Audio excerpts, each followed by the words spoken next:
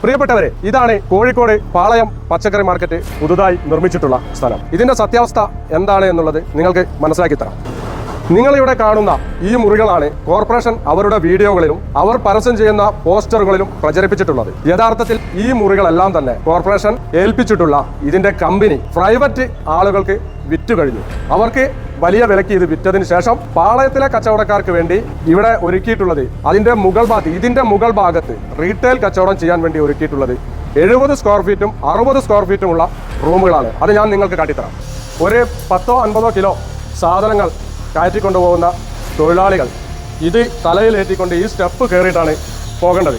ഏകദേശം ഇവിടെ നിന്നും ഒരു 500 മീറ്റർ അകലെ ആ കാണുന്ന ബിൽഡിംഗിന്റെ പിറകുവശത്തായിട്ടാണ് ഹോൾസെയിൽ കച്ചവടക്കാർക്ക് റൂം അനുവദിച്ചിട്ടുള്ളത്. ഹോൾസെയിൽ വ്യാപാരികൾ അവിടെ നിന്നും സാധനങ്ങൾ വിൽക്കുമ്പോൾ റീറ്റെയിൽ ആയിട്ട് കച്ചവടം ചെയ്യേണ്ട വ്യാപാരികൾ ഇവിടേക്കാണ് അത് കൊണ്ടുവരേണ്ടത്. 50 സ്ക്വയർ ഫീറ്റും 60 സ്ക്വയർ ഫീറ്റും മാത്രം ഉള്ള റൂമുകളിൽ വെച്ച് ഞങ്ങൾ എങ്ങനെ വ്യാപാരം ചെയ്യും? ഇവിടെ നോക്കൂ, ഈ റൂമൊക്കെ ഒന്ന് ശ്രദ്ധിക്കൂ. ഇവിടെയൊക്കെ ആർക്കെങ്കിലും വ്യാപാരം ചെയ്യാൻ വേണ്ടി സാധിക്കുമോ? ഇവിടെ ഞങ്ങൾക്ക് ഒരു കച്ചവടം ചെയ്യണമെങ്കിൽ ഒരു ത്രാസ് നിർബന്ധമാണ്. ഒരു ത്രാസ്, ഒരു മേശ, ഒരു കസേര. ഇത് ഇട്ട് കഴിഞ്ഞാൽ പിന്നെ എന്ത് സാധനമാണ് ഈ മുറിക്കുള്ളിൽ വെക്കാൻ കഴിയുക? ഇവിടെ ഒരു കച്ചവടവും നടക്കാൻ വേണ്ടി കഴിയില്ല. കാരണം ഇതെല്ലാം തന്നെ അശാസ്ത്രീയമായിട്ട് ഉണ്ടാക്കപ്പെട്ട റൂമുകളാണ്. മൊബൈൽ ഷോപ്പുകൾ, സർവീസ് ചെയ്യുന്ന അതുപോലെയുള്ള സ്ഥലങ്ങൾക്ക് പറ്റിയ റൂമുകളാണിത്.